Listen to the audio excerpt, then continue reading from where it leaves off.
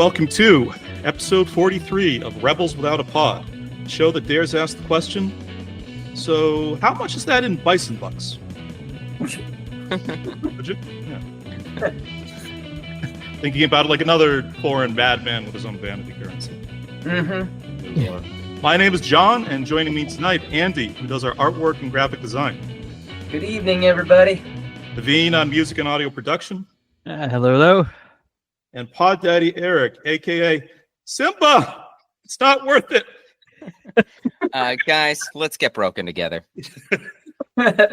Yeah, I'm ready for that. You ready? You ready to get broken? Let's do it. Well, let's break Naveen. Guess more broken than I already am, but yeah, sure. Sorry, yeah. I think that was kind of the aperitif, so to speak. He's watching the video, and this is not going to let this. This is the real thing. It's going to happen now. All our content is currently up on the Rebels Without a Pod YouTube channel. Please remember to like, comment, subscribe. Gentlemen, we just passed collectively over 400 views on the channel and over, I guess, from the analytics, 5,000 impressions. That's the number of times our thumbnails of our videos have been shown to YouTube users. So, it's certainly not nothing. We appreciate everybody that's kind of keeping up and sort of listen to our nonsense and liking and trying to follow what we do. So just everybody please keep up with that. Question. Thanks, Leonard. Yeah. I was going to say, are we going to confess at this point how many times each of us under our individual accounts went and looked at those videos? Let's try to get over 500 views first. We'll have that as we'll have that as like a. I'll put my number at maybe 45. I've actually opened like 11 or 12 different YouTube accounts just so I can have individual. It's weird. I'll click on our homepage, and then the amount of views that it says for each video differs than what the amount of views actually show up when you click on the video itself.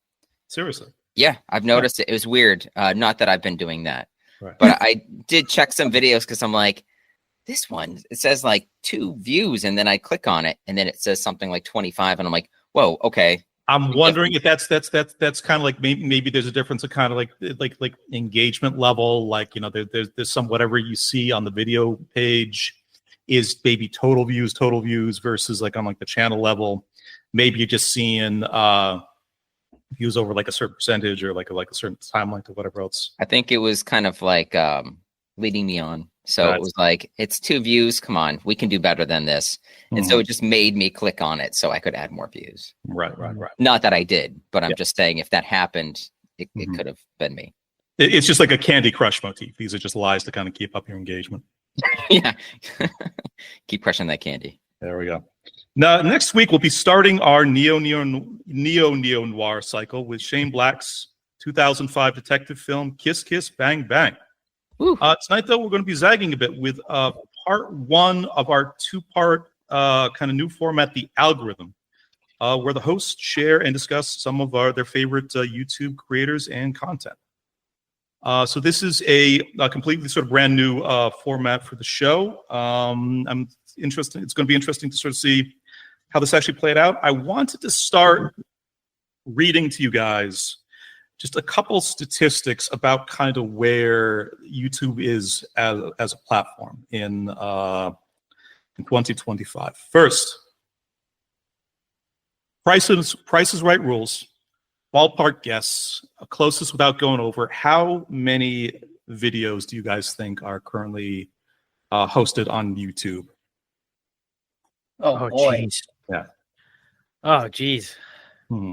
Is that including everything, like even shorts and all this stuff that people do now? Publicly hosted. That's a good question. That's a good question. Yeah. Okay. I would say it's in the billions. Yeah, I'm 146 billion. Really, that many? You think? Wow. Oh man. Oh, it's been around for so long. That's true. It's been. Was it early 2010s? Is when people really took notice of it. I want to say like the site started 2007, 2008 ballpark. Yeah, and by that time, people didn't really know what it was, so it started fairly slow. So I'm going to say by this point, especially with COVID, all that time where people kind of got into doing YouTubing, I wouldn't say that high, but I mean, I'll say maybe 30 billion. 30 billion. Andy, you got a guess? 1. 1 billion. Oh, nice. No, one. Literally just one. Just one. Just one. Price is Right rules. Price Yeah. is Right Without rules. You going remember over. how this worked out for me for like the what was it? The amount of cent for cats and is it cats and dogs? How many Yeah. what's the word I'm looking for? Loaca? No, is that it? Is that it? The cents for cents, like Oh yeah. When we were doing like the best in show episode, Yeah, it was exactly. how many distinct cents? it's one of it's part of the sorbet, I believe. It's one of those questions, like how many cents can cats or no, I'm sorry, maybe just dogs could pick up on their noses. And it was like I went with 1 or something like that, or 100, but it was like was it 22 million or something ridiculous? Right. Like the what if I'm remembering right, what felt like the highest, most over the top guess was off by like an order of like 50 or 100. You know what? I based on this logic, I'm changing my answer to like 900 billion. 900 billion. And one. Naveen, what do you got? I thought I said 146 billion. Did I? 146. You're sticking with that. So we got. I'm sticking with it. Yeah. No, I'm. Naveen, so we got 146 billion from Naveen. Got about 900 billion. Nonsense for me. Yeah. We got 1 from Andy. Don't change Andy. And you can tell Andy stayed home sick a whole bunch from school and was taking care of his grandmother because Price is Right expertise. 1 is the closest without going over. According to the reporting done by The Atlantic in 2024, 14 billion videos approximately. 14 billion. Wow. Are and again, this is just what's publicly visible. You guys haven't kind of seen this kind of doing like the maintenance side of like the channel, but you can upload as many videos as you want and completely keep them either completely private or just shared to like a small cohort of like other kind of YouTubers that they know. So the actual total number is not even kind of publicly shared at this point. I'm curious, like how many actually got viewed more than maybe like 10 times or 100 times? It's a very good question. Maybe we can kind of dig into this for like the second half. 14 billion views puts that what's on YouTube as 1.5 videos per person on the entire planet. I think it's just like a solid number. It's currently home to 65 million unique creators. 5 billion videos per day are watched on YouTube. That adds up to about each day 1 billion hours of total screen time. And what's kind of just sort of personally remarkable to me, besides all that, I have kind of very limited exposure these days to kind of social media platforms. I closed my Twitter account fairly recently. I'm still technically on Facebook, but it's more for the sake of just like kind of 3 ongoing messenger chats I have at this point. I have a LinkedIn account that I really don't use at all. Never been on Instagram, never been on TikTok. What's wild to me, and I'm curious to kind of get you guys' thoughts about this, is how kind of not functional and non-insane YouTube kind of seems to still kind of be as a platform, both in terms of like the content that you actually see, the results that you get when you search on a particular thing, and the comments, the community interactions that you'll see like on an individual sort of video when you kind of end up sort of scrolling down. But what do you guys think about that? All right. No clue. Could you say that question again? Like the dysfunctional, you said, kind of.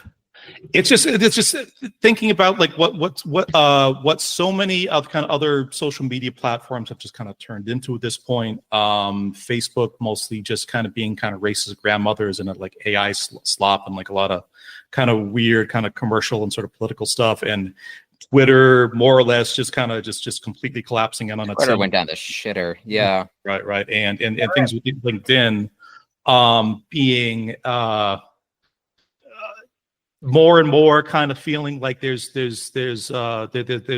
lots of either kind of fake accounts or ghost jobs, or even kind of when you go on Google these days and you end up kind of searching like a particular topic, increasingly rather than the search engine kind of going to accurate human written correct information, more often than not it gets sort of diverted into sort of sort of kind of meaningless kind of AI, like kind of driven content instead. It's personally kind of surprising to me that YouTube just does not seem to have the same level of these kind of just sort of kind of contemporary issues that like a lot of other stuff online seems to do. I think I think as far as the comments go, I feel like over the course of time, less and less, and there's still ample. I should lead with that, but I think less and less people are going into somebody's comments on a given video and just being a troll and being a dickhead. I feel like there's more and more people that are like, for instance, if somebody were to come into our chat room, most of the time it's going to be people who are, I think, largely our fans. Right. I thought you were going to say friends or family. Well, that too. No, they don't. They don't do that. Just fans. Actually, you're right. Friends and family don't listen to this. I got you, Mom. I got you. Yeah. So anyway, the thing is, they'd be more supportive than they would be, trolling the content creator. It's a lot easier, especially when you're talking about, Instagram, where it's a picture, or Twitter, where it's just a quick little snippet of where you can read it real quick and throw off a snarky response to it and move on. You actually have to devote some time to a YouTube video. Right. Yeah. And there's also like a thing that kind of impresses me with kind of YouTube is sort of the self-policing, the community, moderation seems to actually kind of work like decently well. The vast majority of things I find myself like looking at YouTube, you look at the first 10, 50, 100 comments on it. This is more kind of like applicable to like videos that have sort of very large number of reviews. But I feel like the comments, by virtue of like the mediation tools that the platform offers, most of the comments that kind of get floated to the top tend, for the most part, to be coherent, positively written, enthusiastic, or encouraging, or at least kind of non-insane for the most part. I was going to say, though, I mean, in terms of how they're regulating YouTube, I feel they do a much better job than like Twitter, which doesn't do anything at all. Right. Or Facebook, which is just Facebook. They used to. I watched some video where they were talking about Facebook and how it's just like degraded over the years because they were kind of like, we want to keep up with trends, and people want to be more vocal about like these racist nonsense, arguments and stuff like that. But we don't want to take away from those kind of people because we want to acknowledge them because, there's all kinds of people, and it turns into a bunch of bullshit versus YouTube, where, I mean, they do a fairly good job. And if you do see like I don't see that much awful stuff. And I watch a lot of shitty videos. Right. Like I'll watch, I'll actually get all my news from YouTube. Unfortunately, like 90% of it, right? Because I watched like unbiased news programs or YouTubers, who do the research, and and they kind of acknowledge different sides of things and kind of speak to that, but they don't lean too heavily into the weird nonsense bullshit. So and what do you see about like what do you see for like those videos in the community interactions, the conversation? I mean, the comments, you have all the kind of stuff, the assholes in the comments. It's just unfortunate, but at the same time, I mean, it's really up to you to kind of. I'll look at them sometimes just for giggles. I don't contribute to them because it's just a losing cause. It's like you against however many 10,000 people providing, depending on which videos you watch. Comments and stuff like that, and you just don't want to. It reminds me of like, I don't know, the first time Trump got elected or leading up to that, and everybody's just on a side, and it's just endless arguments that you just it ruins. Nothing ever resolves. Nothing ever kind of goes exactly. Anywhere. It never goes away. So, and I think this time around, people maybe have learned from that. But you can participate in that shit if you want. That's totally up to you. Right. I'm good. I'll just stick with my good Mythical morning videos to keep myself happy in the morning, and then whatever funky shit. Right. I mean, like obviously anything that's kind of related to politics, anything that's kind of contemporary, anything that's kind of related to sort of just current events or being on this side or that side of the thing. I mean, even in the best of all kind of community solutions, there's going to be sort of problematic interactions like that. But it's like the difference I think that you kind of see in YouTube very frequently is you don't see that same kind of trolling and stupidity and vitriol when you're watching a cooking video. You don't even see it necessarily when you're watching like a Saturday Night Live clip or anything that have a bit of kind of like sort of loaded, necessarily kind of loaded or maybe kind of difficult kind of cultural connotations. You gotta think about how much money is being made, and they want to keep these YouTubers generating all this money. So if they have people getting like personally attacked through comments and feeling unsafe, you know, they'll probably try to find a new platform or kind of venture on their own, create a website, make their own content, and then people can buy into that. Sure. So, I mean, yeah. And the one thing I did notice though, for kids videos, you if you click on a lot of those, they do it in YouTube Kids, of course, but even for regular YouTube, I think you've seen that you can set it up if it's considered kid safe. They have no comments at all. Right, and that isn't even a when I publish the our videos like on our own YouTube channel. That's an option that I have for every single publication that I can set up community moderation. I can set up something to email me every time like a new user posts a comment, like a new comment comes in, so I can kind of vet it. I could set up something to kind of block individual users. I could even, for the adult stuff that we publish, disable commenting entirely. If that's like something we ever need to do. I think we should, at least for like every video we put like an initial comment to kind of get it going. So it'd be like a little bit, yeah. This video kicks ass. Fight me. And then they're like, you know what? Condoms for Hamas. And like, here we go. We got it rolling. It's going. There we go. And here we go, folks. Turn on the echo machine. Well, on the topic of like kind of videos intended for kids, I did want to sort of share this this one other kind of set of interesting numbers before we kind of got into the individual kind of host conversations. But I looked up what are currently the top 5 the top 10 watched videos currently on the YouTube platform. And like, you know, just very, very famously, you have Baby Shark at number 1. I mean, it's kind of been on that spot for quite a while at this point. I can't believe that's still 1. It's won by double the margin of what the second place like video actually is. Wow. Interesting thing though, like looking through like the remaining top 10, it's 5 relatively recent kind of pop radio songs, and in addition to Baby Shark, 4 other children's music videos. The other ones are 2 songs by Cocomelon, which I guess I knew you were going to say Cocomelon. I had a feeling that was coming up. Canadian. Is that a Canadian or Australian? It's some children's. Cocomelon? Yeah. Cocomelon's Korean. Korean. Okay. Korean. They, I believe, if I'm correct, I don't know if they had created the Baby Shark video or they were working with the people that created the Baby Shark video. Nice. The same like animation studio. But you'll notice a lot of their songs are just reskinned Baby Shark. Oh, interesting. Yeah. Okay. They have a ton of memes online too for Cocomelon that are pretty fun.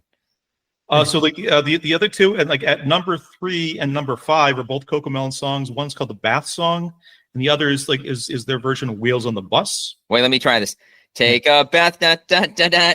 Wash your back, da da da da. Wait, Wheels on the Bus.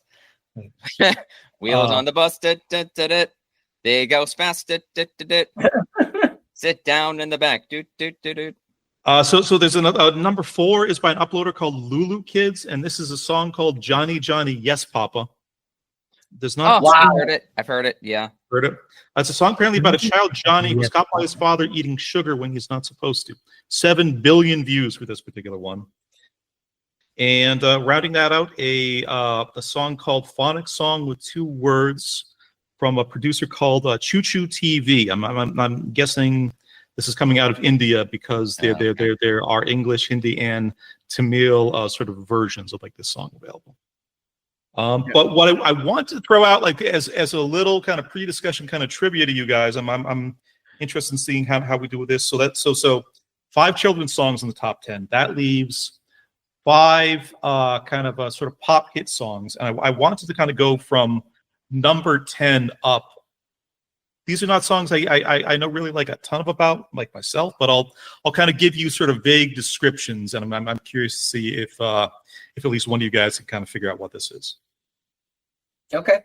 Okay, so starting from number 10, this is a song that has 5.5 billion views, released in July of 2012. This is a slightly older song. I think it'd be sort of reasonable to call it like a meme song. A very famous dance also came out of it, and this is a song coming from Korea. Can you guess what it is? Oh, Gangnam Style. Gangnam Style. Yeah. Yeah. That's it. I figured they'd have more by this point. I feel like the Gangnam Style it was big for what, like a couple months? No. Good for a year. Years. Hey. Yeah, a couple years. He actually, the guy's named Psy. He had another hit for a while too. Did he? Yeah, he did. It didn't get as big as Gangnam Style, but it was kind of like his follow-up hit that everybody was waiting for. Yeah. And it probably got maybe like a quarter of the views, I'm guessing. Sure. But it was still kind of catchy. But he was kind of like a long-standing, kind of like a sort of Korean, kind of like a singer and like kind of rap star for a while. Like he'd been around for like a while prior to that, right? Yeah, I guess people knew of him in Korea. Outside Korea, nobody knew who he was. And he was one of those guys. He kept putting out music, trying to get like a hit, and then there just happened to be like an overnight thing that just blew up, and he became like a household name. Got it. All right. So coming in at number 9, also with about 5.5 billion views. This is a song released in 2014. American singer, British producer, and it was kind of like a center point needle drop in a movie we watched recently.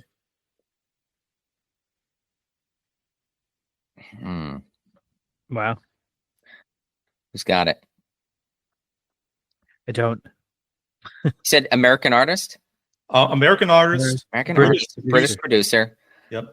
Uptown Funk? Uptown Funk, Mark Ronson and Bruno Mars. Yes. Oh, Yes. that's nice. Yes. 2 for 2, Doctor. Sorry, I'm a Mark Ronson fan, so. All right. This one, so at number 7 with 6.4 billion views. What happened to 8? 8 was a phonic song with 2 words. That's one of the children's songs. Oh, okay. Gotcha. So like I'm gonna skip over like the kid stuff. At number 7, 6.4 billion views. This is a British singer who kind of who sort of looks like. Was he in a Game of Thrones episode? God damn it, Eric. Okay, name the song though. I can't remember it off the top of my head. He got arrested in India recently, or they took his money away that he tried to. About Ed Sheeran? Yeah, Ed Sheeran. What's the name of the song? So The Shape of You, I'm guessing. That has to be it. Yeah. The one. Yeah. Okay. Okay, so at number 6, this is with 6.6 billion views. This is a song I couldn't picture off the top of my head, but apparently it was it's an American singer, and it was a song made for a very popular movie franchise, and was specifically dedicated to the passing of one of the actors in that franchise. I thought you were gonna say it was Justin Timberlake with that Trolls movie song. That's kind of dark. So I'm gonna get. I don't know who it is, but I'm gonna guess. He's not dead. It's just like the DUI arrest. It's bad. Yeah. I'm gonna guess that it has to do with the Fast and the Furious franchise. But that's all I got. I have no idea what's You are on. correct. You are correct on that side. Is it Okay. Ludacris? Is it Ludacris that did that one? It's not ludicrous. He may have a verse or two on this. I couldn't tell you off the top of my head. It is a rapper specifically who sings this song. Yeah, I know what you're talking about, but I can't remember the name of it. I don't know. Okay. This is "See Did You he- Again" by Wiz Khalifa. Is the name of the song. Okay. All right. Okay. And so that's 6. At number 5, we got Cocomelon. Number 4, we got Johnny Johnny Yes Papa. Number 3, we got the Cocomelon Wheels on the Bus. And number 2, at an incredible 8.7 billion views, but barely half of what of where Baby Shark currently stands. This was a song released in 2017. Shake it off. Shake And it off. it's out of Puerto Rico. That should be Despacito. Despacito. Yeah. Oh, good one. Luis Fonsi with Daddy Yankee. with Daddy. Wow. Is it the Justin Bieber version? Yankee. Or is it the non-Justin Bieber version? Ooh, that's interesting. I like that twist. Yeah. Don't have.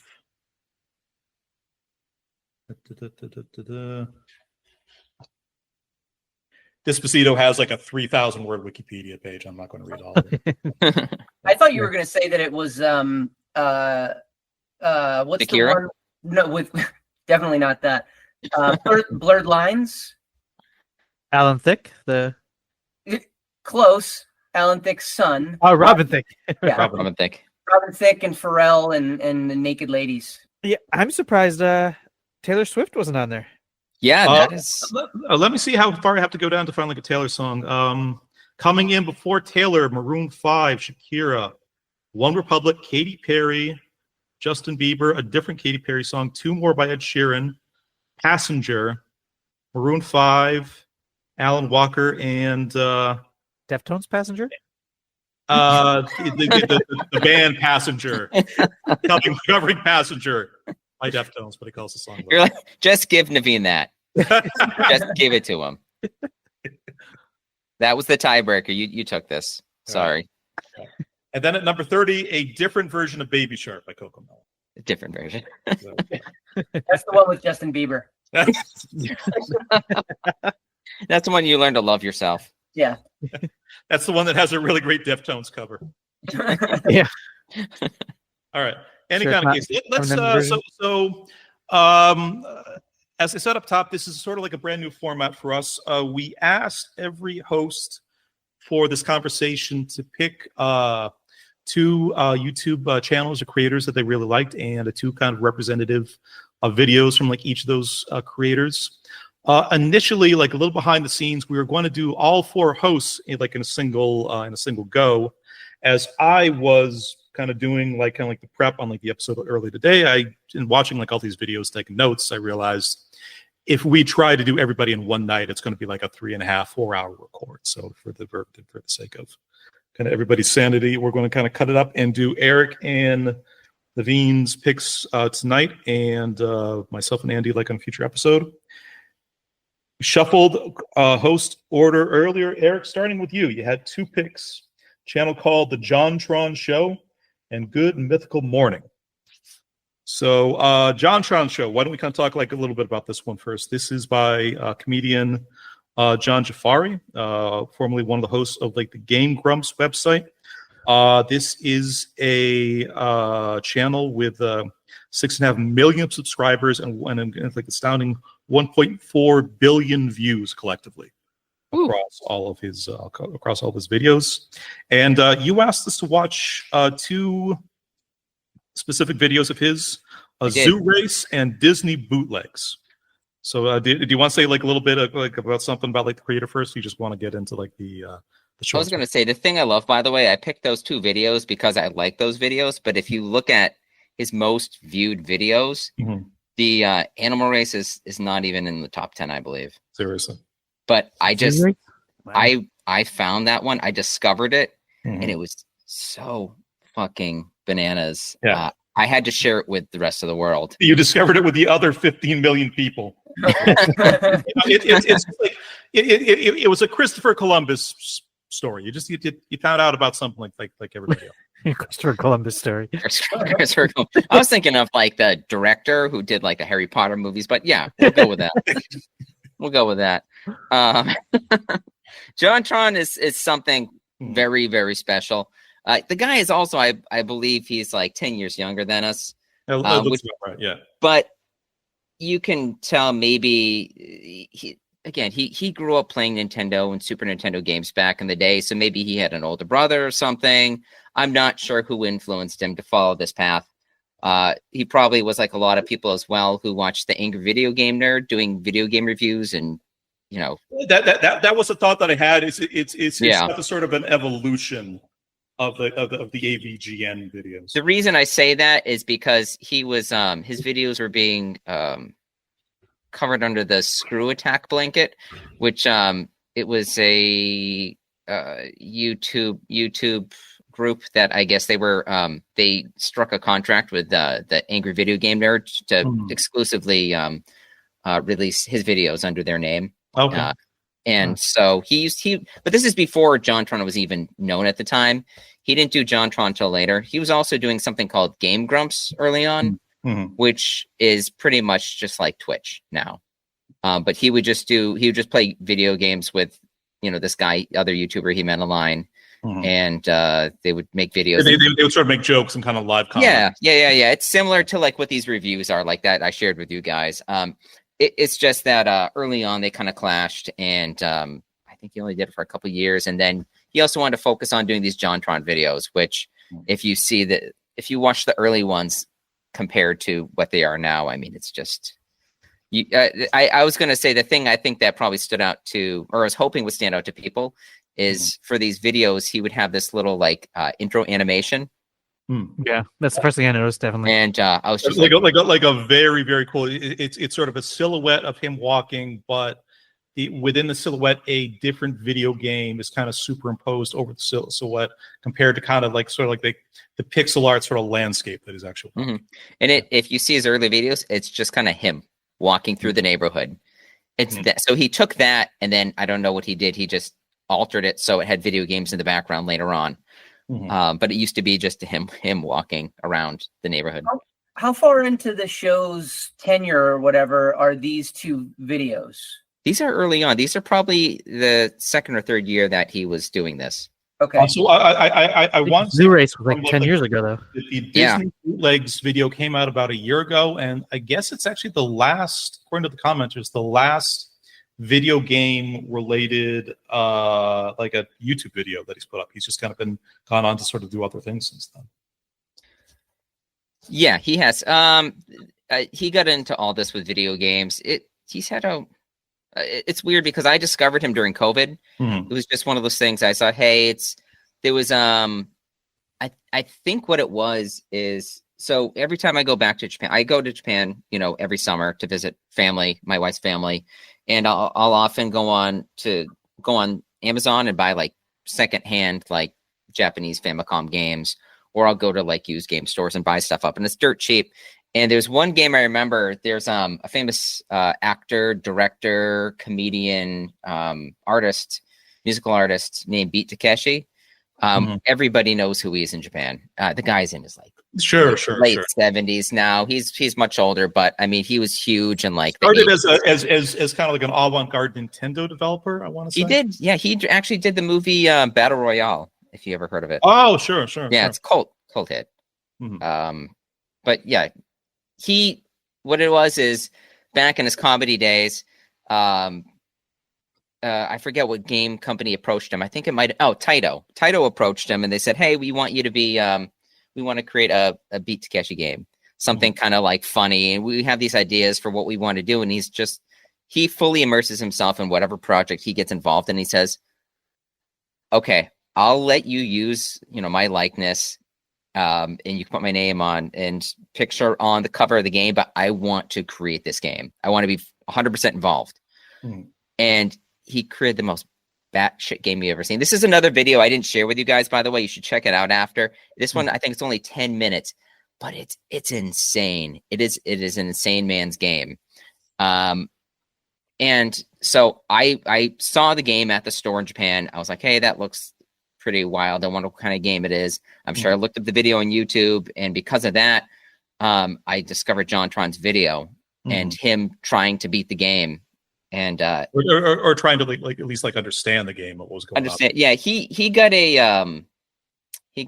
I don't know if he bought it off AliExpress or something like that. He has a version that has it all translated into English, or there's some kind of English patch. Oh, there's some kind of like ROM pack or something. Yeah, with it. So he played it in English, but the translation is hysterical, but just the game itself is just nonsense. Yes. Well, Yeah. so let's talk about like the first two like videos that you recommended from him. Zoo Race.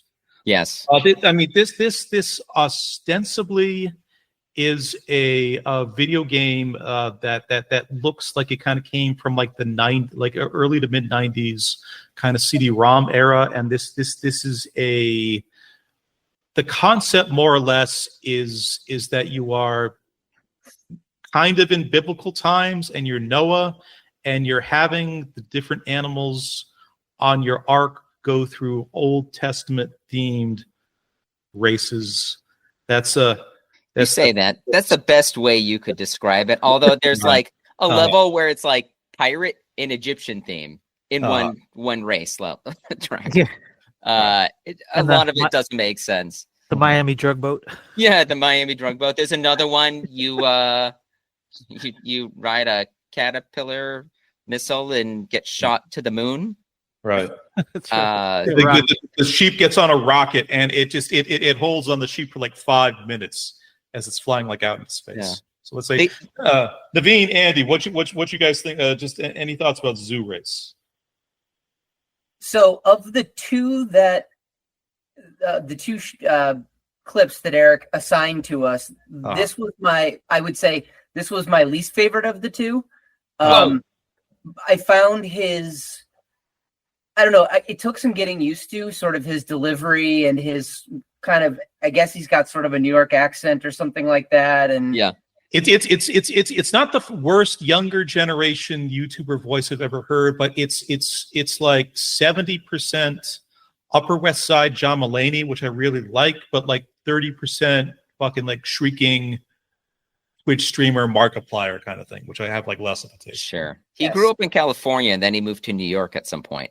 Okay. I didn't realize this. I guess he moved to Portsmouth, New Hampshire. Oh, sure. In 2022, so he's local now. Great brewery scene. We might really run into him when we go up there. Yeah, and maybe why not? We'll go see. Maybe I'll bump to him at a Wilco concert. I get a sense of Nathan Lane. I had to look it up. But okay. Yeah, very loud. Very loud. Nathan Lane is what I hear in his voice. Sure. Okay. Yeah, but so I think my take from the actual video itself is, first of all, that game is absolutely crazy. I can't imagine sitting down and playing through that, number one. I also can't imagine being the game developer that decided that like this was a good idea, and that when it was done, when it was fully developed, someone had to go print it, print, send it out. Like we nailed it. Taco Cohen's like, let's pull the trigger on this one. Yeah. I'm ready. Yep, this one is worth all the money that we've spent on it. But and what game system was it for? So I have a little information about that, but before we kind of specifics on when the game was released, who actually made it, can we talk let's talk a little bit more about kind of like the game itself, the graphics, and all just like the bananas things that actually kind of happen in it. Well, Naveen, what's your take on that stuff? I mean, just overall blanket statement is I did not believe it. I had to look it up. I'm like, this is some kind of huge joke, right? This is not an actual game.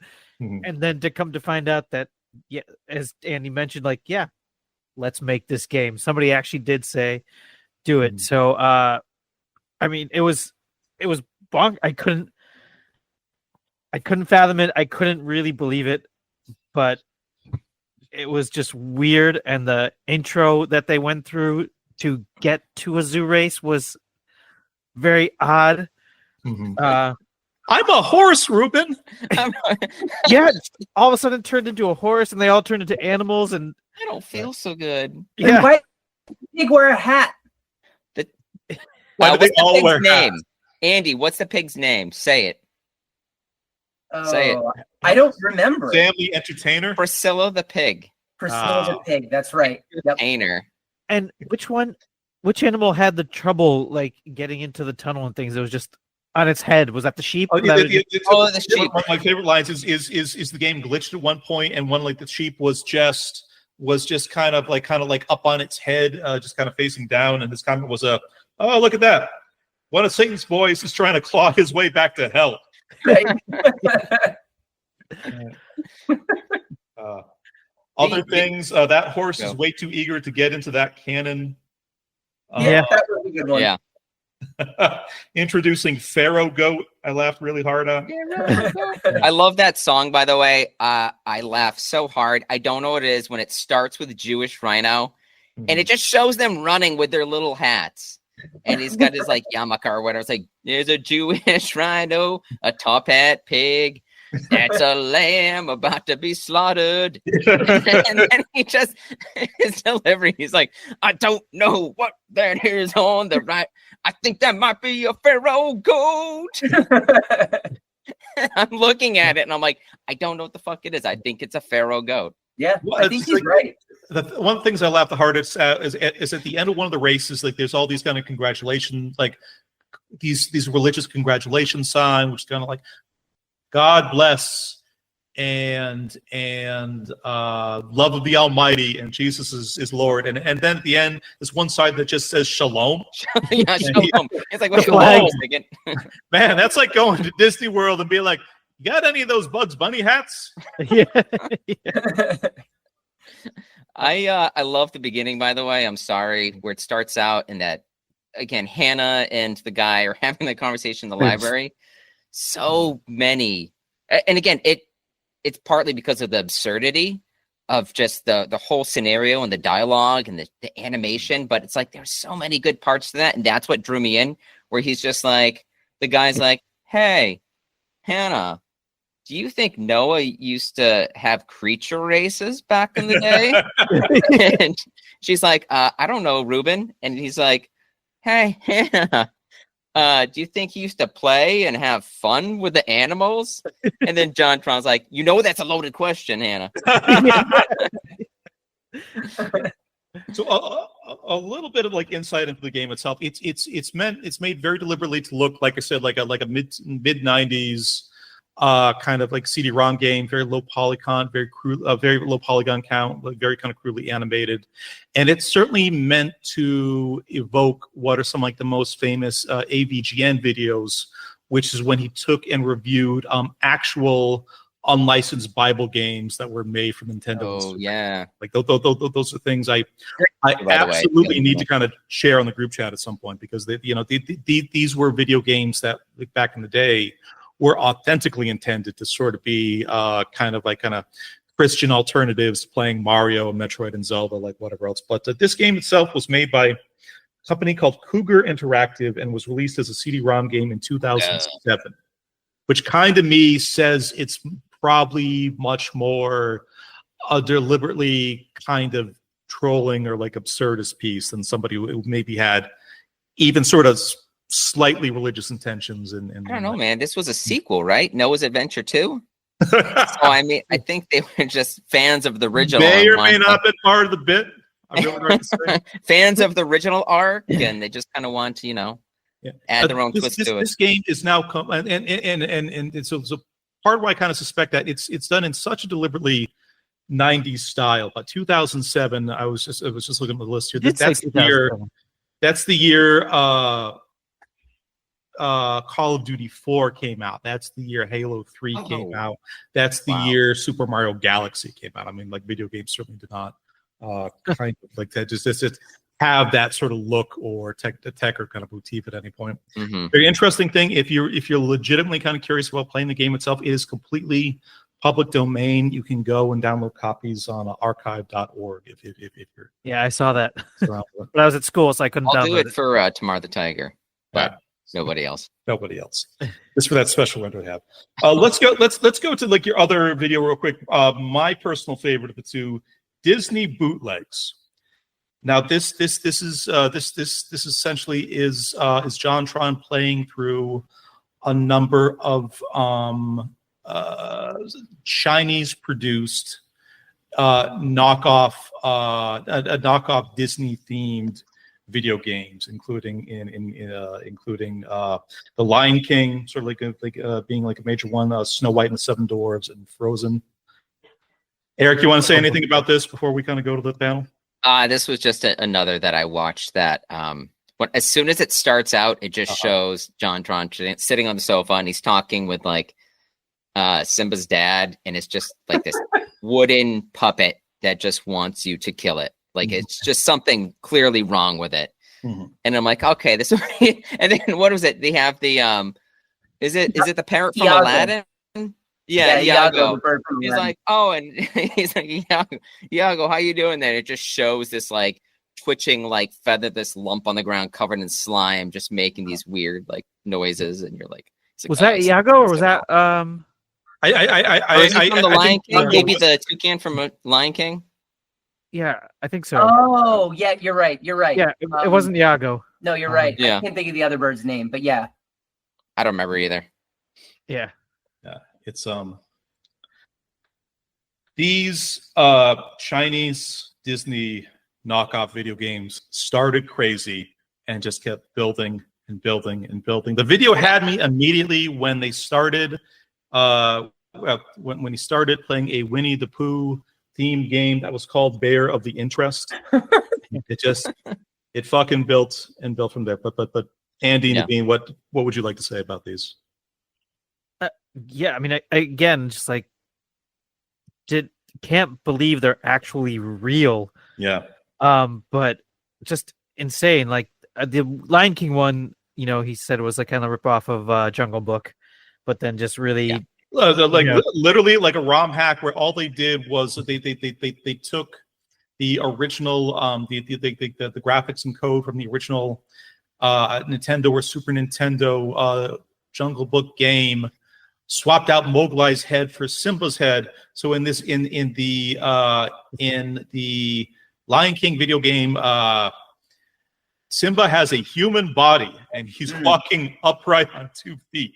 Yeah, like his little squatty dance. Yeah, then he got the little squatty dance. Twerking. Yeah. He was twerking before twerking was a thing. Yep. That and he had it down. China knew what was going on. Yeah, and just the craziness of it. The other Lion King game with where you game over and it is game over. And game over, and then an animation of and to get this support to kind of like re-emphasize for listeners, Simba hanging himself. Yep. Simba takes the noose, slips it over his head, and hangs himself. Yeah. And the ground, he's not even standing on a chair. The ground just crumbles beneath him. I did like the Pumbaa one where he just climbed in like a cauldron filled with like water or stock or something like that. Yeah. Just hooked himself. Yeah, and then Timon buries himself. Timon just digs a hole. Yeah. Hops in. So I mean, like another thing I liked is how it kind of started as like a jungle story, but got progressively more and more kind of like mainland China, where there's a level set of the Great Wall. There's a level set in the Tomb of the Terracotta Warriors. Yep. Yeah. Oh my God. Yeah. So just weird and crazy, and then oh man, when it got into those Frozen games, holy bizarre. Can we talk very quickly about Snow White and the 7 Clever Boys? Oh, that's right. Yeah. Which, as much as I love Rebels Without a Pod, I feel like Snow White and the 4 Clever Boys might be if we ever really need to pivot. Like if we have to rebrand. Yeah. Do not tell me who I am. I know who you're going to say who I am. Dopey. The second one. that they produced, not the third totally one, clearly, racist not one that the they had from the 70s boys. the fat one that said "Hey, hey, hey." Was that it? No. What was it like? It was either the kid that looks like a guy bear? looked like a combination like a Tubby. Harlem Globetrotter and Yeah. And Uncle Sam. Uncle Sam. Thank you. Thank you. But Snow White's sort of very famous. This is my song. I'm singing it now. Seriously, I don't think it's real. It's like, but it is. It is. I was a little disappointed to see that it was only sort of like kind of tile sliding and kind of memory and kind of matching. I know. things. That's what kind of There bummed was me so out. much- Although Yeah. it's weird too, because they have the narration by some older British man, and I'm Uh-huh. like, wait, that's going to be somebody like famous at the time when this game came out, and like who knows when, like 2004 or something like that. And no, they never touched upon that, who that was. And I'm like, okay, what is this going to be? And it's just, Was that the one that was the PlayStation 2 game? is that what it was? I couldn't tell what system it was I for. think so. It could have been, I yeah. think so. Yeah. Which Sounds is right. insane to me. That like, I don't know. It's like a CDI game or something that was like, Mhm. it didn't, they couldn't. It sell was it, so they technically a put it PlayStation on, 2. It could have been the PlayStation 1. Could have been. I mean, again, it's like it's coming out of China, so they probably just found all these games and they just grabbed this one and said, "Hey, let's just sell it. Let's release it. Why not?" But sort of going on to like the final one, like out of like this video, the knockoff Frozen web games, like a Frozen web games. I had initially written for the intro, Pod Daddy Eric, aka Simba, it's not worth it. In my notes, I had that first one crossed off, and instead I wrote in its place, Elsa Frozen, aka Elsa Frozen brain surgery. And I crossed that off and wrote in Elsa Frozen zombie baby. Then I crossed that off and wrote in pregnant Elsa foot check. Yeah. The zombie baby one seems like a no-brainer. You just The remove zombie baby the was hand like, from the head and the horns. reached to the depths of Eric's soul. How the zombie baby has like the little hand growing out of his head. I was just shocked. I'm like, why'd he pick these ones to play? I mean, there's so many other good ones. Dress I was just Elsa shocked up that- for the prom and Yeah, but I mean, he started with brain surgery. I'm like, all brain right, surgery. that's whacked and out, but this kept going. Yeah. It just kept going. That's the thing. He said that he's like, this is the one that stood out to me the most. And I'm thinking, like, after the examples that led from that one, that really was the one.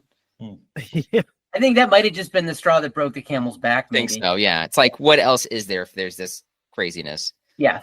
But Yeah. hand, pregnant, zombie. Oh, jeez. All right, I guys, know. to be honest, who Yep. went and tried this after you watched the video? I did not have enough time. I literally, I I was at work. I wrapped it up, Yeah. put my notes, printed out everything, and like here we are right now. You were just Afraid it would crash my computer. home watching Cocomelon. What is this? For me, the best part of that, not the best part, what really sucked me in is, like you said, right at the very beginning of it, was the puppetry stuff. I just thought I wasn't expecting it, I guess. And they were so Yeah. janky, but also so, they were so well done. Like they were Yeah. lo-fi in the best possible way, I Mhm. guess. Yeah. It's and it's kind of got that sort of Wayne's World kind of like a kind of just community theater, like public access TV kind of like Mhm. young people, like early Adult Swim, young people just fucking around, just Yeah. having fun with that whatever kind of lo-fi setup. Yeah. I was gonna say, the production quality, though. I mean, at that point when he filmed that video, you can tell it's a lot different than him just filming at home. Right. Oh yeah, It looks like even he's better than the first video that we Yeah. watched. Got a studio Exactly. and stuff. Yeah. yeah, the cameras, just everything. It's just speaks volumes. Anyway, entertaining channel, two very, very interesting videos to watch. Why don't we pop over to Naveen's first choice for the channel that he recommended to us. This is a channel called 10 Second Songs by New York local vocalist Anthony Vincent. And Naveen asked us to watch two videos by this performer. One was called Radiohead Creep, performed in 13 styles. And the other was Spice Girls song "Wannabe" as performed by System of a Down. So Naveen, you want to talk like a little bit about like why this was your first choice? It's just impressive. One, I find it great. Musicians seem to get a bad rap. You know, you always hear about this 10,000 hours that you need to do to be a professional at something, and people get paid money for it, and make a living. But yet musicians do all that work, but they're treated, pretty crappily and don't get paid well. Here's a couple $100. Here's, you get these wedding bands, and like the bridezillas are like, you want, $5,000 for you to play in a band? Nah, I can just get a DJ for $20 and, play the things there. So it's great to see the musicians having this platform to be able to, and especially having a platform to do something completely original. And this one I like, and I also I chose one video that the System of a Down one, Spice Girls System of a Down one, with Matt Glocky, because he's another guy who does that same thing. So it's kind of like two for the price of one, because he collaborated with it. So it's Matt Glocky. You can also go down that hole, but it's just really neat because they, Anthony Vincent here and Matt Glocky just do a pretty amazing job nailing, Creep in 13 different styles, or other bands or music in different styles, and taking one song and making it sound like somebody else. And they do a pretty nice job and do it well. So it's just a lot of fun to listen to that kind of stuff, to put it there, or trying to hear if Radiohead went in a different direction. Eric, Andy, what'd you think? Let me just say that System of a Down Spice Girls video was just fucking amazing. It was so spot on. Yeah. That could have been any of completely unique band, songs. which is as an unique of a sound and specific of a sound, and as technically challenging a sound as probably like exists in kind of modern rock and metal like that. For them to kind of to do that style that well, but not even make a direct cover of one of the band's songs out of that, but take a completely out of a genre, unrelated kind of Europop song and kind of transpose it into that style. I was gonna say, so what's the guy's name? Anthony Vincent. Anthony Vincent. His it's funny because I watched both videos, and then when I watched the one where it's like Creep in 13 styles, I'm like, you can see kind of what his range is, and so some of them it's pretty good, but this System of a Down one, it was like spot on. Like if he was doing a cover of just like Toxicity or something, I could see him just nailing it. Like his vocals were just like right there. So that one blew me away. That was the first one I watched. I was just like, wow. I've actually seen some of his videos before. They came up in my like recommended videos on YouTube, and the one I really liked was it was Black Hole Sun, performed by Backstreet Boys, and that was the first one that I saw, and I'm just like, all right, here we go. It's just gonna sound kind of mellow or whatever. But again, it was like just an amazing like cover almost, and I'm just like, wow, it just caught my attention. He was just so good. Yeah. So I was actually very familiar with Anthony Vincent prior to this. I've definitely gone down the YouTube rabbit hole of YouTube musicians, is what I would probably call them. They're people that aren't necessarily in bands, maybe even haven't done much recording, but have a ton of success on the YouTube platform and are very, very wealthy because of it.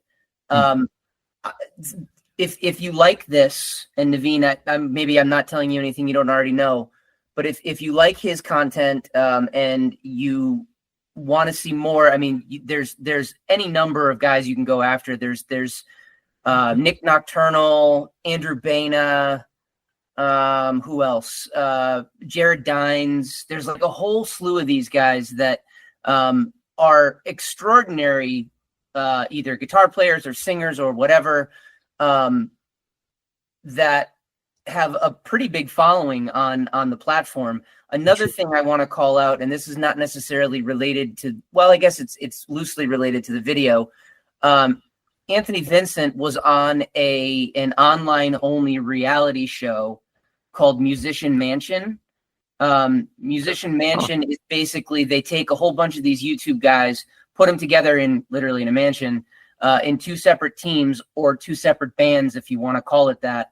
And they do a bunch of challenges. They write some music. It's not. Is it only vocalists, or is it like also like guitarists? No, and it's drummers? everybody. I mean, it's judged by Angel Vivaldi, who is an absolute killer guitar player, unbelievable guitar player. Probably of all the guys on the show, the most commercially successful professional musician kind of the bunch. But yeah, like I said, Angel Vivaldi's there, Rudy Ayub, Lauren Babick.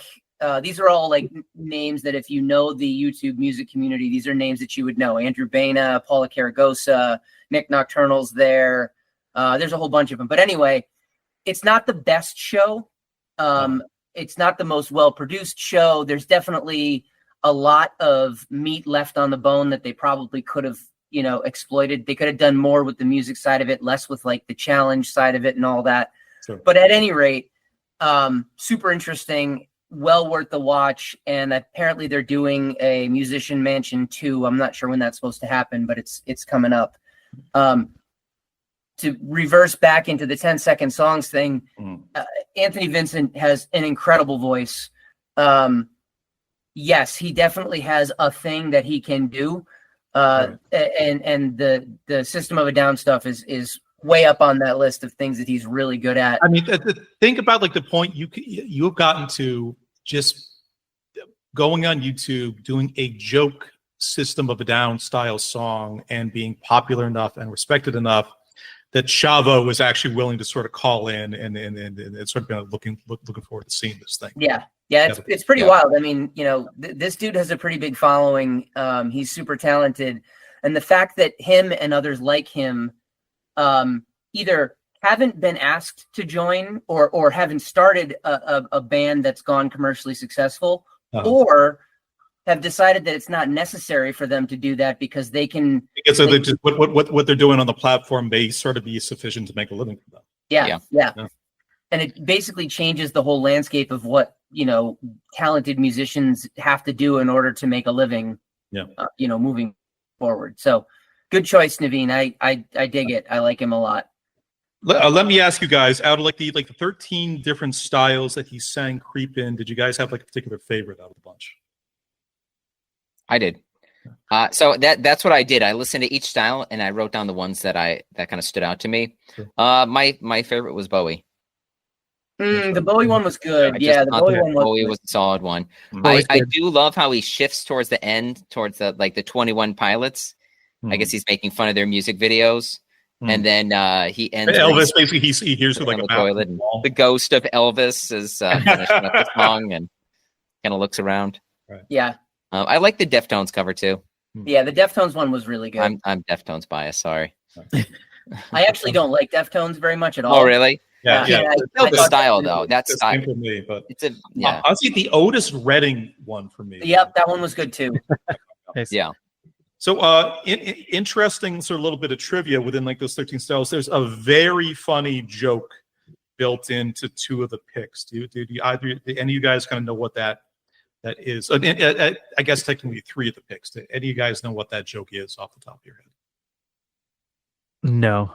It's related to like the history of the song "Creep" specifically. Nope, I got nothing. Yeah.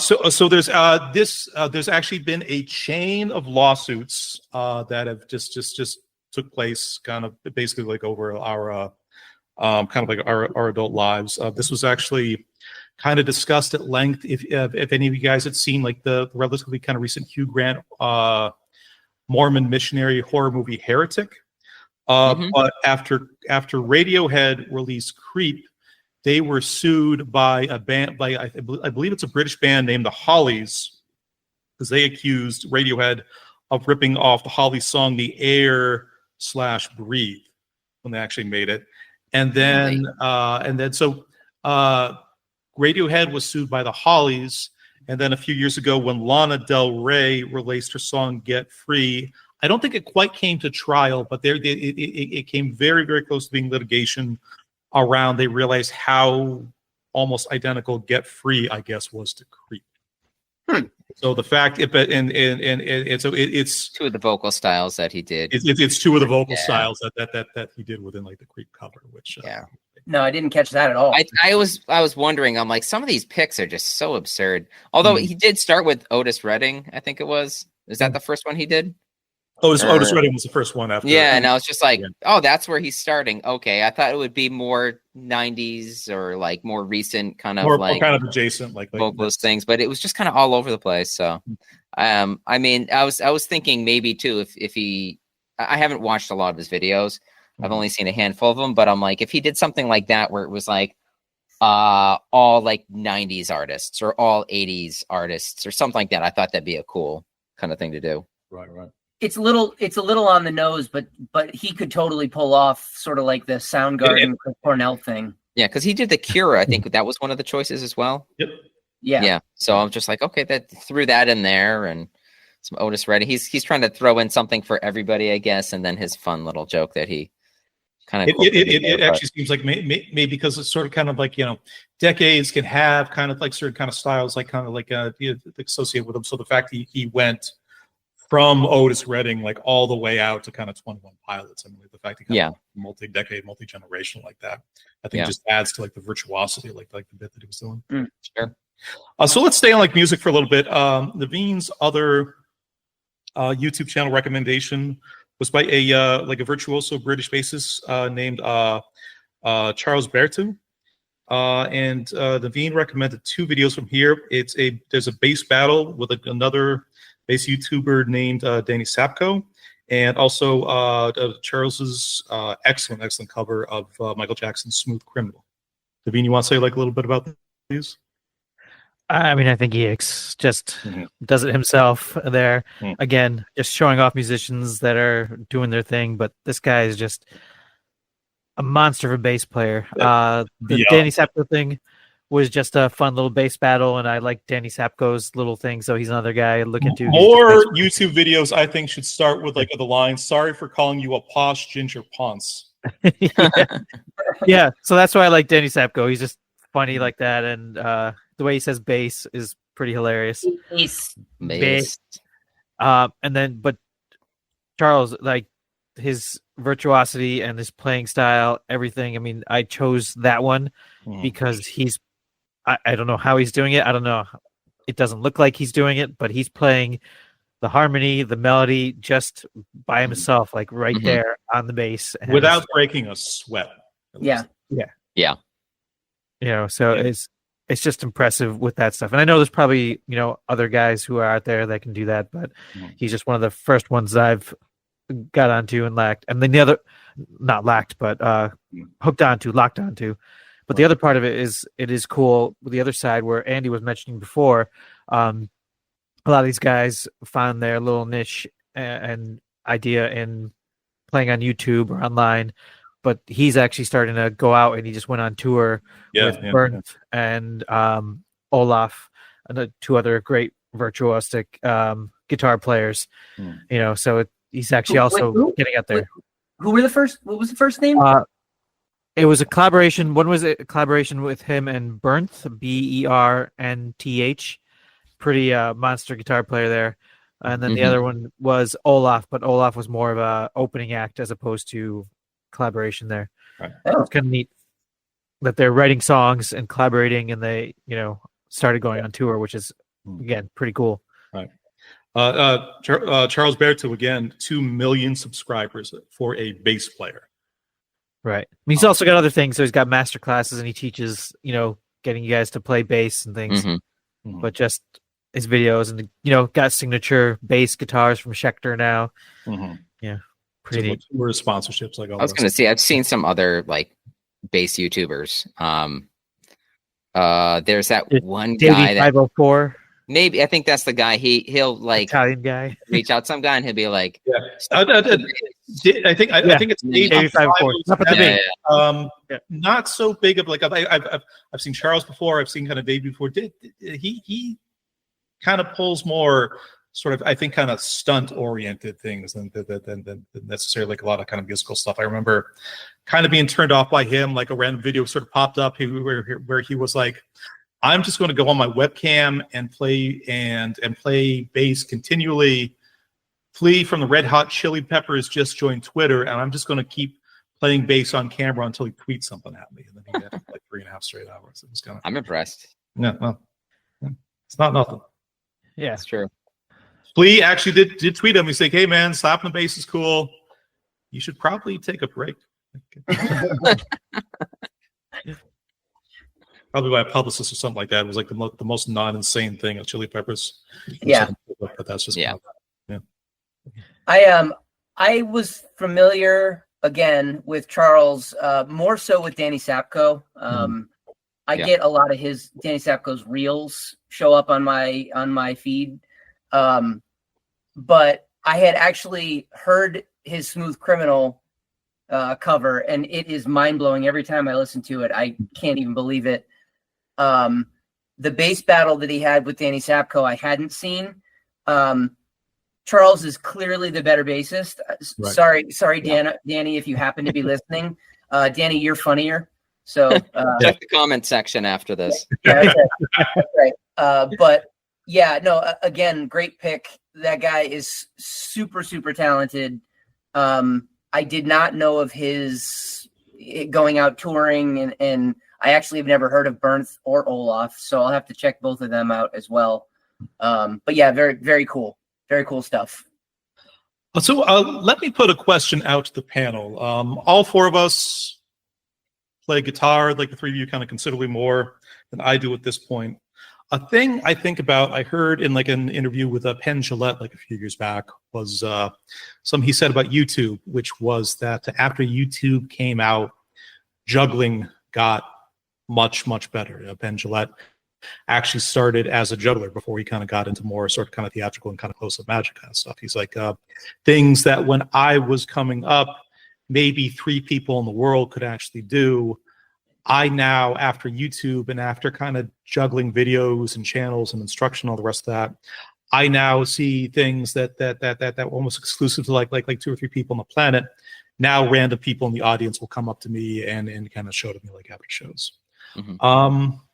Do you guys feel that kind of the same or similar has maybe kind of happened with learning music, particularly with kind of like guitar and bass instruction? With the sort of the way that YouTube has kind of grown, like the evolution. Like there are so many cover band channels. There are so many kind of tablature channels. There are so many kind of guitar and bass and sort of bass kind of instructional channels. Do you guys have any kind of like impression of maybe that sort of being like a similar thing? Yeah, I would say it kind of goes in 2 directions. You've got these guys who are amazing and they have unique, content that they put out. Guys like Rick Beato, who is like a super famous sort of, I don't know if he's a session player, but he's basically, I think his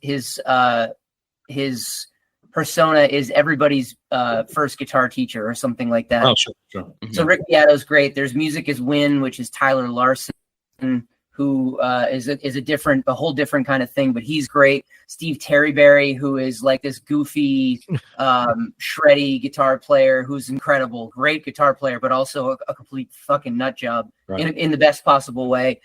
So you've got guys that kind of go down that way who are amazing and also have great content. Then you've got the guys that are either they're very, very talented, but their content is maybe a little bit boring and it's not great. Mm-hmm.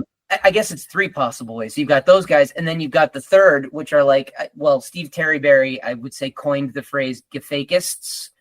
They're guys who, speed up their videos, so it makes them look like they're much faster, players than they really are. Or they just straight up, they kind of dub over the playing that you're seeing them do on the channel and things like that. So it can go, I guess, in any number of different directions. You've got guys who are great and finally have a platform who otherwise maybe wouldn't. And then you've got people who exploit the platform for their own good to make themselves look like they're amazing and maybe kind of aren't. And then you got people who are really talented but also boring as hell. Right. So, yeah, that's been my experience with it. Anyway. There are the four of us on that axis. It's relatively recent YouTube content creators. Well, you can't have, what is it, good, fast, good, and cheap. You can't have all three. I don't think you can. So I think we're definitely two of the three. I'm not sure which two we are. Cheap.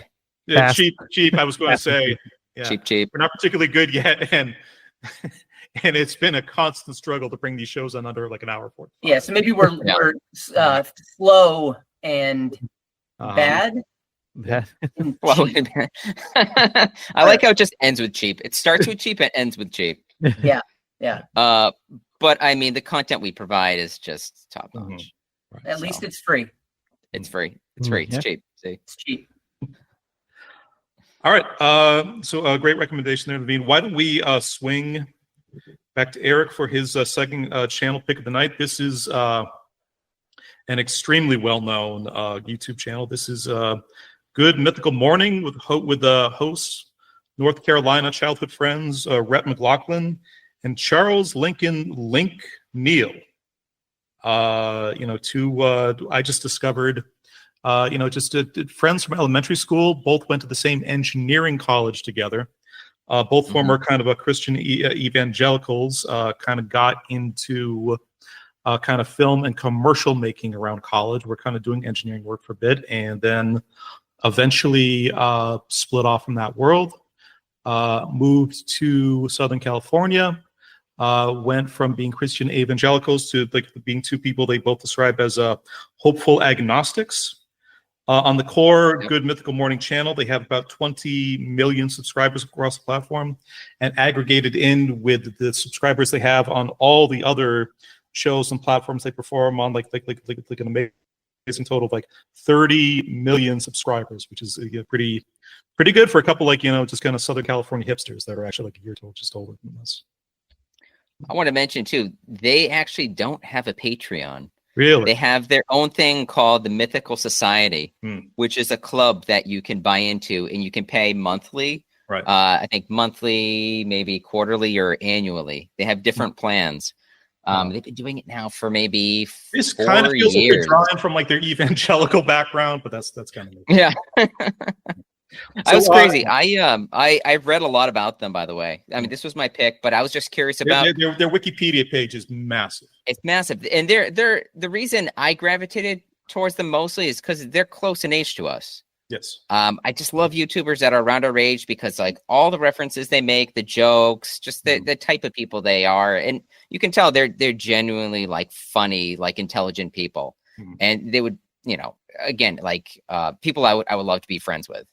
Or people that I would have gravitated towards in like college or something like that. Like these are just like chill people. Even watching relatively kind of recent like content, like they're the friendship, the warmth they kind of feel for each other, and like the fact I feel like one of the things the channel does very, very well is they're very good at hiring kind of talented people of a similar sort of ilk. Yeah. Kind of, like it's a really diverse group of people that they work with, and the nice thing about it now, it used to be just them. And they started to incorporate. It's a lot of stress. I mean, living that kind of lifestyle where it's just all about these two guys.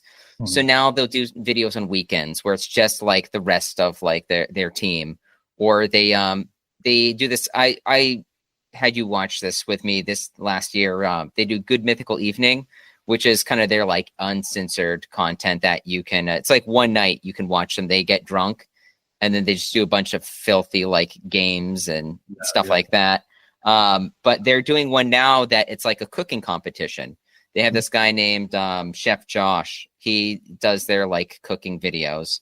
And he's going to be doing kind of like cooking competition with like, I think it's like 4 people from their team are going to be like facing off, coming up with just crazy kind of like creations. That's mostly what they're known for. If you see their videos, it's kind of like, let's try different kinds of Totinos. Right. Is it like 51% kind of food adjacent?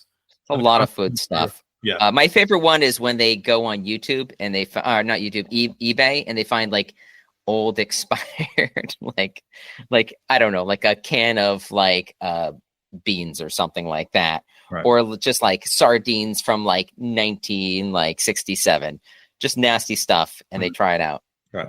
I like that they've actually coined the phrase that things are a little bit bogsy. Bogs, yeah. So basically, that's it's a reference to a candy bar, right? I think that they bought chocolate bar that they bought off of eBay or whatever it was, the Wade Boggs candy bar. And when they opened it, because it was years past good, it had a smell to it that they couldn't quite describe, but it was enough. Nothing else that they had. There were no words to describe it. So from that point forward, anything that has a funk to it, they say that it's a little bit bogsy. Yeah. So Eric picked out 2 videos for us. The first is Will It Pop Tart? And the second one was We Make Our Moms Take Lie Detector Tests. It's funny. I picked a different video as well for this. So I watched that one and I was like, oh, wait, I didn't pick that one. One I didn't share, by the way, is one where they bring their sons on the show. And this is when their kids are like, I think like maybe 10 and 11. And it's like fill in the blank for test answers that kids had answered that are funny. Like, what do you think it is? And the kids have hilarious answers. But the ones I picked one that was kind of like their typical fare. Like, and that's one where they kind of they have their own original like food creations based on a certain theme. And this one, like Pop Tarts are like a fairly popular through line, like on the channel, right? That is something they do a lot of episodes about. Yeah. Pop Tarts is one of them. They've done Totitos, Doritos. They did one recently. It was like alternate universe, like food and beverages, where they had like Dr. Pepper, but that one had Dr. Salt. Oh yeah, that one was gross. Yeah, that's funny. But they for those ones, you'll notice they recreate the exact packaging. So they had Dr. Salt, and it looked like a Dr. Pepper ball or something like that, except they had their own unique label on there that said Dr. Salt and like the same font. So they kind of go all out at this point. We're big fans of GMM in our household. My daughter kind of discovered it. Well, I've been watching it for a while, probably not as long as you, Eric, but for a while. And then my daughter discovered it maybe a year ago or so, and we watch it, if not daily, pretty close to it. We watch it in the evenings as sort of like our wind down thing. Yep.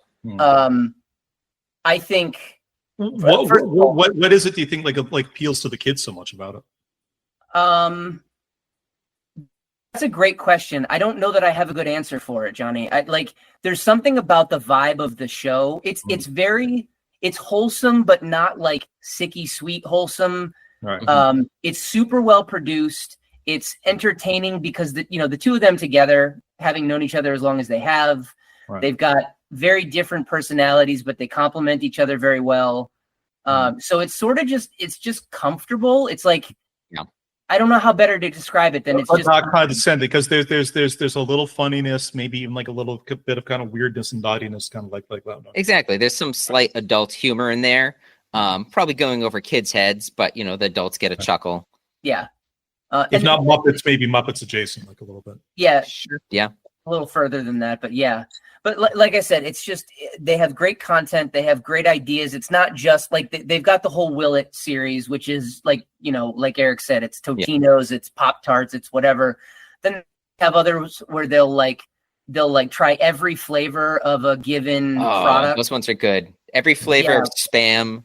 Ben and Jerry's. Ben and Jerry's, yeah. He did all the Doritos. I can't remember other ones. There's so many of them, and I like Gatorade or something like that. And I'll watch those because, and I think that's kind of those ones especially. My kids can relate to because they're like, oh my god, my son eats Spam. He likes Spam, so he's just like, oh, I didn't realize there was like a Korean barbecue style flavor Spam, or like a maple Spam, or like all these so weird ones. They have the pumpkin latte Spam. What do you mean there's everything bagel cup noodles? Yeah, they actually they do talk about that in one of their noodles. Episodes. Yeah. But then they've also got like where in the world did these international foods come from, where they throw darts at a board to try to determine where they think something they've tasted came from. Yeah. Least flavor of Lay chips, like what country. Yeah. They always have Japan in there. Yep, Yeah. Japan's huge. Yeah. They do shuffleboard. Anyway, Shuffleboard ones are great too. Yeah. their stuff is great, but then also they've made it more mainstream. The two of them have made it into the mainstream in that they've spent a bunch of time on Jimmy Fallon's show. They've been on a bunch. So these are guys that have, I guess, this is a good example of people who have really cracked how to do a show that's consistently popular, consistently entertaining, and can be made in a way that still feels energetic and fun and engaged. Because that must be very difficult to fake at the end of the day. Yeah, no, it feels like it's only a matter of time before one of the networks or a streaming service or something snaps them up or tries to snap them up anyway if they haven't already. Private equity. And try to capitalize on this thing that they have. I'm not sure that they would necessarily be interested in that because they've got their own little, kingdom going. I mean, they've got a huge merch business. I've bought into that quite a bit. Yeah. And I was going to say too, like in their website that they have one that's specific to like GMM. They have another one that's a Mythical Society that if you you become a member of the Mythical Society, they have their own like secret merch that you can get links to through there. You also get discounts to their other website, but they also put on there exclusive content. Like they had one last year where they did stand up and they picked some of the different their members because they have like a bunch of the people that work on the show, like some of the writers and people that help out. They are comedians on the side. Like they do that. Jordan Morris, like a very talented, very prolific podcaster and writer and comedian that Eric and I really like from going back to like his time, kind of like on Cocomelon. Nanjiani and his wife had this podcast way back in the day called The Indoor Kids that Jordan was very frequently on. He's the guy who now plays Cotton Candy Randy on Good. Yeah. Do you want to hear Sweet Nothing Daddies? I want to just pick the video where it's all clips of him because I love him so much. Best. Yeah. But Naveen, what did you think of like these? Were you familiar with these guys before? Was this your first time like watching the channel? I'm kind of familiar with them. I probably watched maybe a video here or there, but definitely like giving more of a listen and watching it for this pod. I mean, it's great. Yeah, definitely funny. Definitely different. I mean, it's something, this Will It series would be like, yeah, I'd like to go on there and try those things out. I don't care how disgusting they sound. I bought their cookbook, by the way. Maybe get it signed. Pop-Tart. Which one? Will it Pop-Tart? No, not the cicada Pop-Tart. Nobody wants. Oh no, you don't want the cicada Pop-Tart. That Cinnamon Toast Crunch one though. What about Pepto-Bismol? Oh, maybe I'm thinking of another episode. No, the Pepto-Bismol one. Yeah. Yeah. It might be good. Might be good. So yeah, I mean, it's definitely enjoyable. Obviously, with my picks, they're mostly music. I don't really, I pick random things. I don't really follow anybody too much aside from those couple. So that's why my themes are they were the same. But yeah. I was going to say, nice thing though about them, and this is why I kind of threw them out there, is there's something for everybody there. And that's why I thought for you, I mean, another thing to keep in mind, they put out a lot of music videos. Like they have their own original songs my kids actually listen to on Alexa that are super catchy. They're really good. And they have videos with them as well. But Rhett, he has his own, he's released CDs. They actually put out records as well as part of their society membership thing. But yeah, Rhett started his own little band and he went off and did a tour. I believe it was last year or the year before. And like his wife, right? Yeah, it's kind of like that. And his wife toured with him and she was singing as like a background vocalist or something like that. I think they did like a duet together maybe. Wow. But yeah, it has that whole wholesome vibe to it. But at the same time, there's like, again, videos where they're eating like bug casserole and the bugs are still alive. There's like, I ate a scorpion. But the thing I like about it on the Pop-Tart video when they're eating cicada crunch, they're like, yeah, kind of neutral. It's definitely not as bitter as that time that we ate those scorpions. Yeah. think about that power you hold, though, when you can make that statement. Yeah. You've overcome so much. They're like, yeah, not as crunchy as crickets, but Or Siemens Delight. Right. Siemens Delight. We almost called it Siemens Delight. I love how they reuse that joke. You reused the joke twice. Yeah. Yeah. Man, we almost but called it Siemens Delight. Think about just like the fact that they've known each other and have had an evolving creative partnership and evolving of like their sense of humor, their life outlook, and just bits.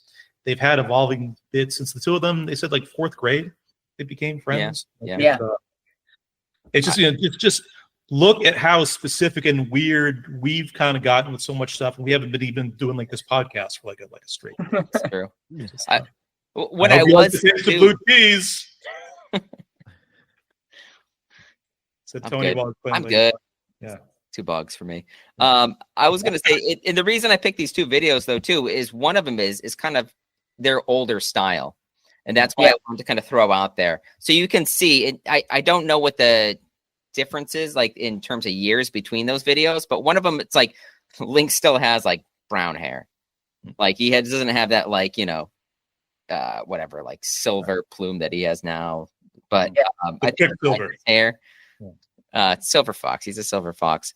But the older video, I thought even that was funny because you can see how close they were growing up, and they're giving their mom lie detector tests. And then the lie detector test was easily like the favorite for me of the two. I picked this one for John. I knew John would like this one because the contrast between the two moms, I was so constantly delighted by it. Because Link's mom is there and she's just she's a peach. She's a complete sweetheart.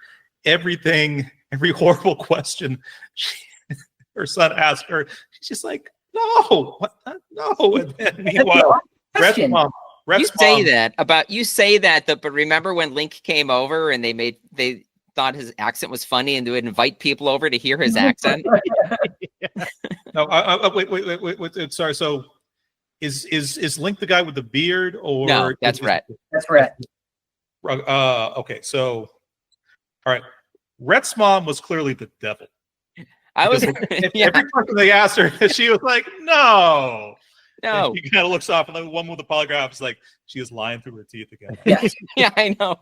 I love when they have the question. It's like, Mom, would you kill Link to save my life? They asked Link's mom, and she's like, no, absolutely not. And then pivot to like Rhett's mom, and she's like, would you kill Rhett given if Link would you kill the other one? And she's like, no. And then who's just like, would you do it with an axe? He's like, no axe, too messy. And then afterwards, he's just like, yeah, my mom confessed that she would like smother you. But did she say she wouldn't do a pillow because is that what she said? Yeah, she said she would not do. He actually holds up a photo. She's strong. The other one, okay. And it's like, keep in mind, this is who I'm asking you to smother. She's like, still maybe a little bit too big. Still maybe a little too strong. I had never seen the lie detector one. That was fun. That was a good one. I enjoyed that a lot. Yeah, it's not one that kids would really kind of get, but not for us, I thought like in terms of like, really close friends and the things that you can kind of pull off. The fact they could convince their mothers to actually like allow them to film this. Yeah. You can tell they've gotten it up to so much shit over the years. There's certain stories where the best version of the story is when you only hear like 10% of it. And I think it was like Rhett was like, yeah, Mom, do you remember when we were throwing rocks off the roof of the business school? And it cuts to it cuts to Link's mom. She's like, yeah, somebody drew a gun on you. They gave us a countdown though. It could have gone like a lot worse. How about the ones? Oh man, it was good. Do you think I should eat less testicles? Oh yeah. Oh man, I was like, what? I was not expecting that question. Yeah. That's a thing they do. So you do a lot of testicles. Mom's just like, I'm just worried. He's like, we boil them, and Link's mom was just like, I worry you're not gonna boil one of them enough. I'm worried you might catch something. Yeah. It's fun. So something that's fun, if you're not aware, is Link and his dad have their own YouTube channel, and they put out their own videos. Link's dad, I guess their relationship was strained over the years, and now they've kind of reconnected. And they have the dad. They had him involved a lot more in GMM, and now they kind of branched off and did their own thing. But Rhett's dad, there's a video, I haven't watched it, but I think it's called something like Rhett's dad reacts to like his worst clips on GMM. And I watched just like the preview, like hovering over it. And it just shows like Rhett's like, all right, slap my ass. Let's go. Come on, slap it. And he's like pulling his pants down. The dad's just like, you can tell what kind of person he is. And he's just like, not a fan of this. Kind of nods his head and just looks really disgusted. I'm like, oh, this is going to be a good one. I have to see this. Right. Yeah, I know. But again, sort of like one of the real sort of kind of freedoms and joys that they have of publishing on social media, basically being sort of like just having complete creative control over everything. If they had done that through, if they got into any kind of syndication at any point, they set up any kind of deal with like NBC or Netflix or like private equity or some kind of financer who could sort of dictate aspects of what they do. One of the real joys of kind of watching and following creators like this is wherever their creativity takes them, for good or bad, for failure or success, is just kind of purely their own journey and purely their own autonomy. Yeah, it's worth it all. Yeah. One thing I do want to plug too for them is they do have a podcast called Ear Biscuits, and they reveal every single thing about themselves. Like they talk about the first time they lost their virginity. They talk about just their journey from, again, they got into like, they knew they always wanted to do something big like this. Back in the day, although they weren't sure what it was, but they used to host these events for like this Christian summer camp that they used to be part of the staff of. And then it started where they would have this event every year where they got allowed to be part of it. And then they were essentially running the whole thing. And it was so batshit that everybody loved it and would look forward to it every year. And so all that feedback just fed into them, and they're like, we're going to be stars. This is what we were meant to do. But if you listen to their podcast, it's awesome. It's just so amazing. It's just a story in the conversation I can imagine that they would have around sort of kind of going from kind of North Carolina Christian, it'd be kind of Christian evangelicals to kind of moving to kind of Southern California and having sort of like the different peer groups and different sexuality and everything around that. And I'm sure that's extremely compelling. And that's the thing. They don't try. They're genuine people, meaning like they don't try to convince you of anything.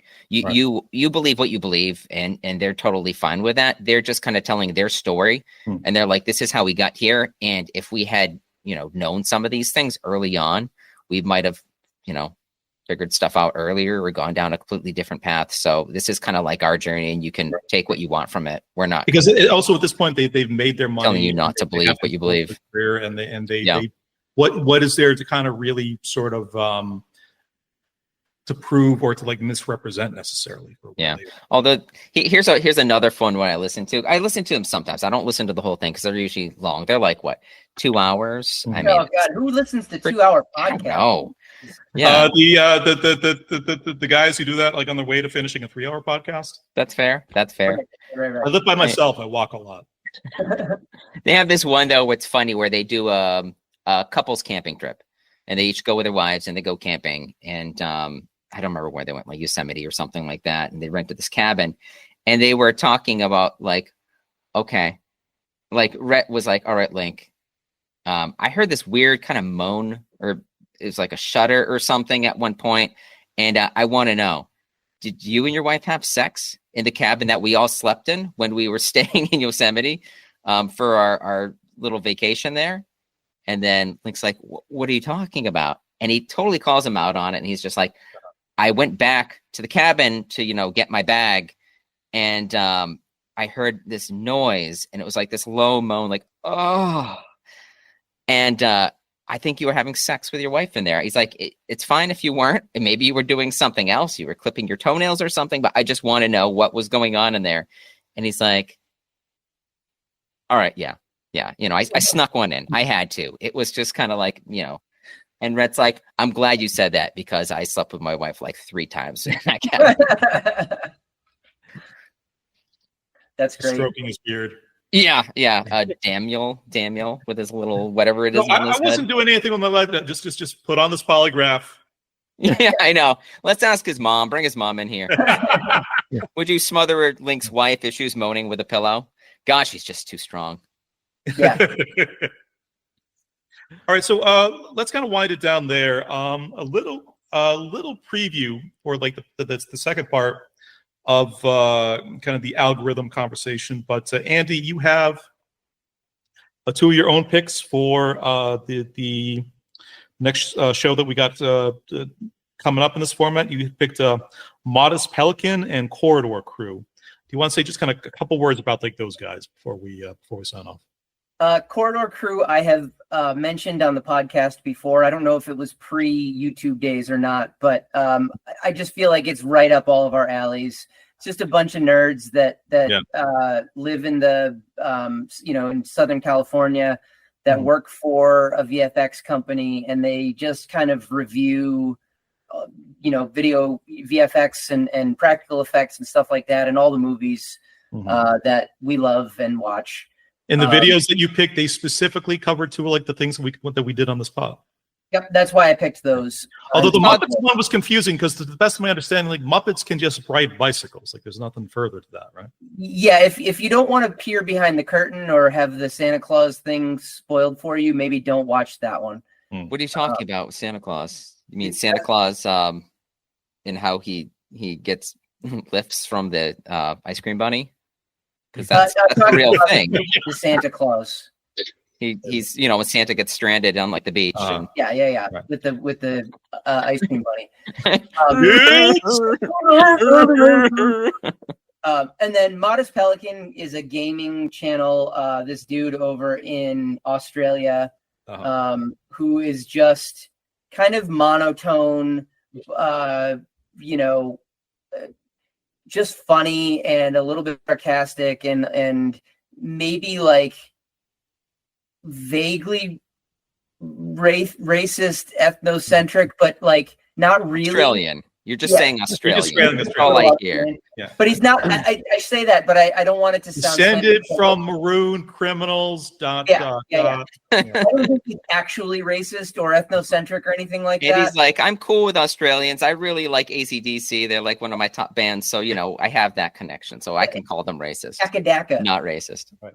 As they're called over there. Anyway, so he there's a couple of different game series or games that he plays that I'm a big fan of. I know Johnny is also a big fan of the Hitman series, and he's got a whole Hitman thing. That's how I got into him originally. A full disclosure for like the next episode we do, I skipped the Miami Hitman episode that you sent because it's literally the next one in the queue. I didn't want too much spoiled, but it had one of my favorite starts to a video game stream, which is Agent 47 going out there with sedative pills, a lockpick, and a dream. Yep. I would say, Johnny, you could pick any of his Hitman series, and they're all. I'll try to watch one for like a level I've kind of played forward, so I can just. Yeah, they're all kind of the same. It's the same concept, and they're all to me anyway. I think they're all funny. Yeah. So, anyway. Cool. My 2 picks were a cooking channel I really like. As I was watching Elsa Frozen Zombie Baby and Elsa Frozen Brain Surgery, I was just like, Christ, I sent the guys like a video on making goulash. That goulash looks great. Yeah, I mean, tiramisu as well. Yeah. This is Food Wishes with San Francisco, professional cook chef John, as a fairly kind of passionate kind of home cook. This guy just not just his cooking instruction, his recipes, but his cadence and his kind of presentation of like the YouTube videos are, I think, completely top notch. And then the other channel that I picked, I know Naveen is quite the fan of as well, is Canadian comedian Ryan George's Pitch Meetings channel, which we'll sort of kind of get into at length there. I did want to shout out very briefly. Ryan George has two channels that he actually does, where one is in affiliation with the Screen Rant website that mostly just kind of does sort of movie and sort of celebrity news and stuff like that. But he also has his own YouTube channel that's just Ryan George, where he just posts any sort of any sort of random kind of sketches or comedy bits that he's written. I watched one that was just posted earlier today that I want to kind of shout out real quick, where it's called Playing Video Games as You Get Older. And it's Ryan George. The majority of like his videos, he just kind of plays against either himself or like a number of other characters that he all plays. But for this one, it's Ryan George on a couch playing his video game, and also sitting next to him, played by Ryan George, is his brain. So it's Ryan George as a guy in his 40s just playing a video game, and his brain just goes, "Oh, you're playing a video game, huh?" And he's like, "Yeah. This is a remaster of something we loved when we were kids." And I thought I'd pick it up, and his brain goes, "Okay." The two of them are quiet for a bit. Then his brain just goes, "Responsibilities." Ryan George looks at him and just, "Why did you just say that to me?" He's like, Nothing. Don't worry about it." And he's quiet for a minute. He's like, "State of the world right now." Ryan George, like, this is, I'm trying to play this in mind. He's just like, "Just state of the world right now. It's not great." And then they keep going, and Ryan George it just goes, "Man, this is fun. This is really relaxing." And his brain just looks at him and goes, "Are you sure?" I'm this is just one of my absolute just like sort of favorite writers and comedian like online. I'm really looking forward to having a conversation a bit later about that. So yeah, sure. Sweet. And I think that wraps up episode 43 for us. Gentlemen, any closing thoughts? No, this was fun. I actually really enjoyed this.